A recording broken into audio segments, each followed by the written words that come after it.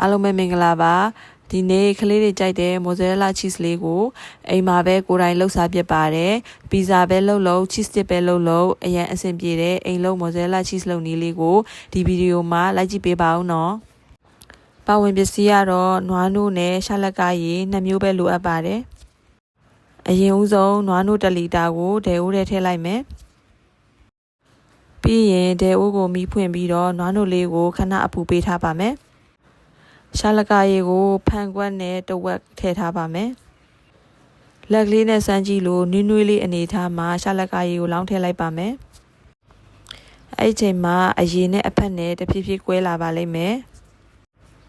အဖက်လေးတွေကိုဖြည်းဖြည်းချင်းတဖြည်းဖြည်းနဲ့စုပေးရပါမယ်အရန်ကြီးမမှွေလိုက်ပါနဲ့ရှင်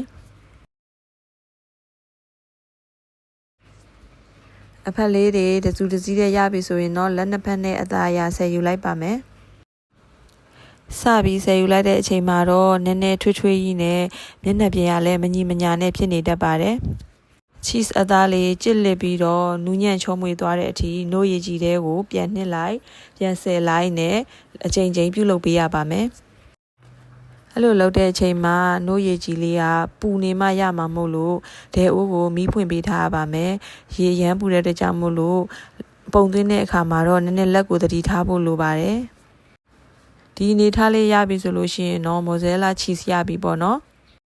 ပြီးရင်တော့ရေခဲရေထဲမှာ15မိနစ်လောက်စိမ့်ပေးထားရပါမယ်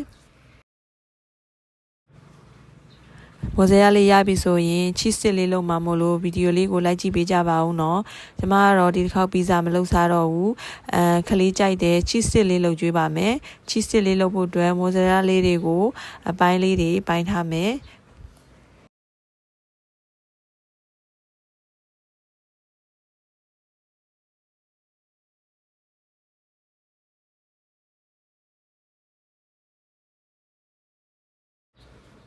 ပြီးရင်တော့ကြက်ဥနဲ့ဂျုံမုတ်ထဲမှာနှစ်ပြီးတော့ကြော်ပါမယ်